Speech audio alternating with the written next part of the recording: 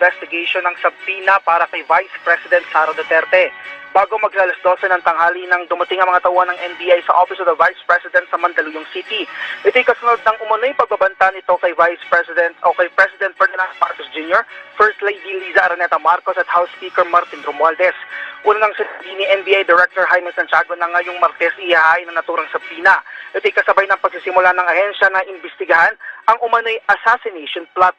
Kaugnay nito sa ipinakitang kopya ng subpoena para kay VP Sara ng mga tauhan ng NBI, nakasaad dito na alas 9 ng umaga sa November 29 ay dapat magtungo sa opisina ng NBI si Vice President Sara Duterte kung saan may pagkakataon siya na ipaliwanag ng kanyang panig.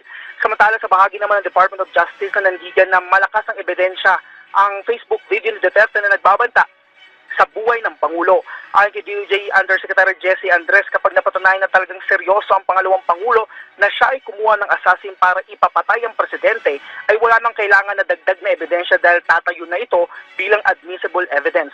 Ituturo rin ng DOJ na self-confessed mastermind si VP Sara dahil sa kanyang pahayag na may kausap na siyang papatay sa Pangulo, sa First Lady at sa House Speaker sakaling may masamang mangyari sa kanya. Una namang sinabi ni VP Sara na taken out of logical context ang kanyang naging pahayag. Matatandang nagsimula ito nang iutos ang paglipat sa kanyang Chief of Staff na si Atty. Zulaika Lopez sa Correctional Institution of Women mula sa detention facility ng Kamara kasunod ng pananatili ng magdamag ng pangalawang Pangulo dito. Naomi.